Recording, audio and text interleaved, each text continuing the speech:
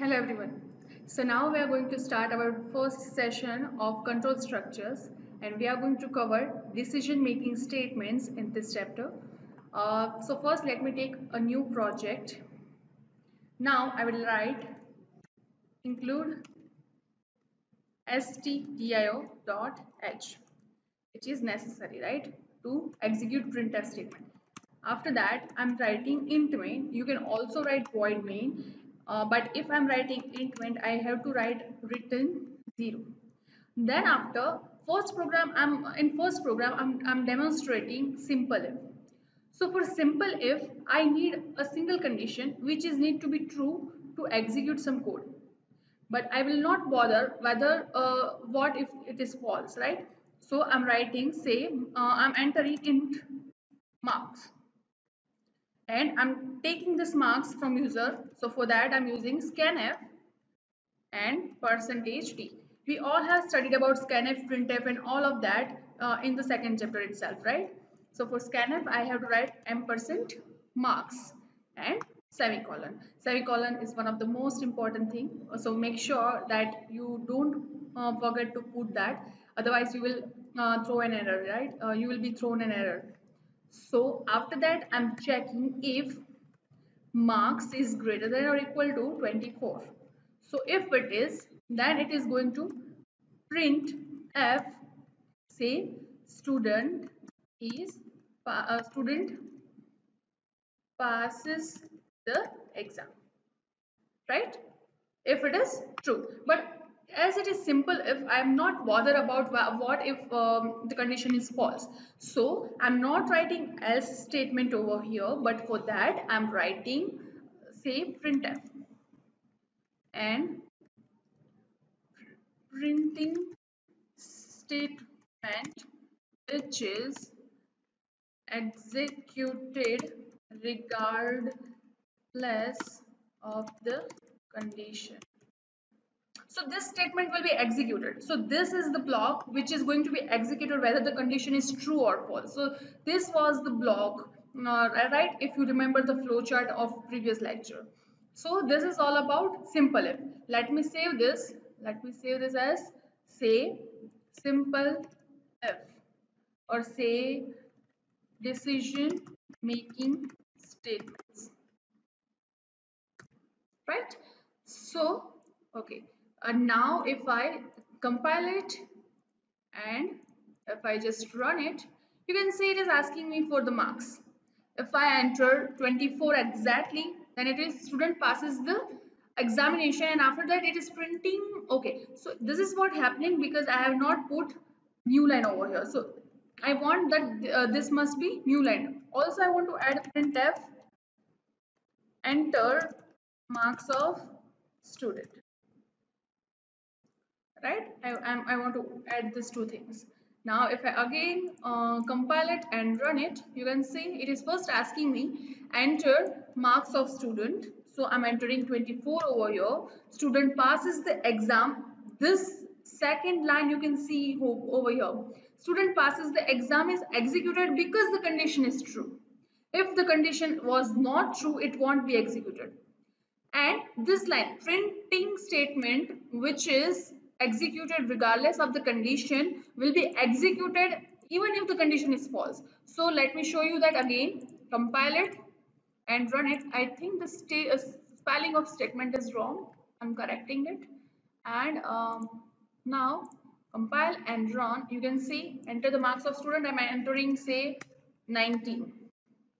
Printing statement which is executed regardless of the condition. But this is not. Student passes the exam is not printed. Why? Because it is the condition. It is based on condition. If the condition is true, then only it will be printed. If the condition is not true, then it won't be printed. So I hope you understand this concept of simple if. Now, if let me show you what if I am using else if, sorry, if else. So for if else, just one thing is to be added. So if you have observed the flow chart of simple if and if else, then you have seen that for if else, I have added one block of code as output for the condition of else. So for that also I'm just adding else. So if this is not the case, then this will be printed. If this is printed, then so at the moment only one of them will be printed, right? So for that I'm writing printf alas student failed the exam, right? Just save the program and let me also, okay, so if I just compile it and run it, it is asking me for the marks. So if I'm again entering 24, then it is student passed the exam, and then it is printing statement which is executed regardless of the condition, that is printed. What if I'm entering a mark, say 112 marks. Alas, student failed the exam, right? But this is printed because this statement, you can see it over here. This statement is out of if, out of else block. So it will be executed regardless of any condition. So make sure that you clear this concept. This is very important concept. Now, what about else if? So for else if, let me take one another example. So I'm just erasing all of this and I'm asking to enter marks of student. So student's marks is being entered. Now if marks greater than say, see, okay, not this example, as by say enter three numbers. Let me do one another example which will be used for nested if also. So say instead of marks, say A, B and C. These are three numbers, and what our program is? Our program is to find maximum of 3, and for that I'm going to use nested if as well as else if later to make you understand the concept. So here I'm adding printf enter number 1, and then just same thing I'm just copying over here. Okay, let me print just scanf ampersand percentage d and a. See, I hope you don't misunderstood this thing. Whenever you are writing some value from variable, you don't need to write and or ampersand, but whenever you are taking value from user, you need to write that. And now I'm just copying all of this and paste it over here.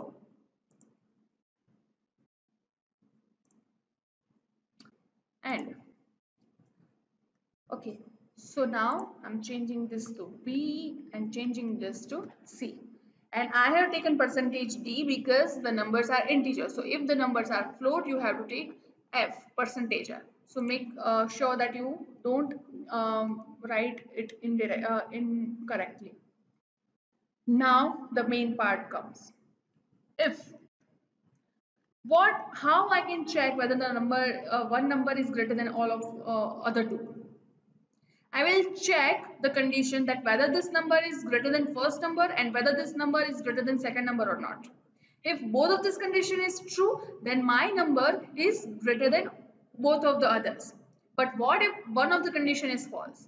If even the one of the condition is false, that means my number is not greater than both of them, right? So this is the scenario. Now what I'm going to do, first I will check for A, if A is greater than or equal to B, and see, here is the operator comes. Here where we use operators. And if A is greater than or equal to C also, then I'm going to print A is maximum, right? Now, else if, what if this condition is not true? That means this condition is false. So what is the other condition? If B is greater than or equal to A and B is greater than or equal to C, then what is the scenario? Then I'm going to print B is maximum, right? Now, after that, what is the condition left? The last condition is all about C is maximum. So I do not need to check that. Always remember that in else if ladder, the last condition you don't need to check. So if you have 10 conditions, then you have to write 9 conditions and rest is the other condition. So here I'm writing else, and here printf say C is maximum, right? If I just say, let me do one thing, write slash n over here to make it in new line, slash n over here too, and slash n over here, so that when this statement is printing, it will be from new line. Just save this program, compile it and run it. So first it is asking me for the first number, I'm entering 1, second number, okay, I have mistaken, enter number 1, 2 and 3. So C is the maximum, obviously. This is the case. Let me just change it over here, number 2, and here number 3.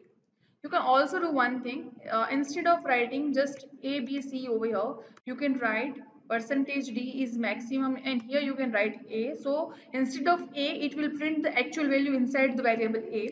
We have known variables and data types and all of them in our second chapter itself. So I hope you understand this and I do not need to clear it every time. Here also I'm just writing percentage D is the maximum. So C. If I just save the program again and compile it and run it, it will be like say 1, 2, 3.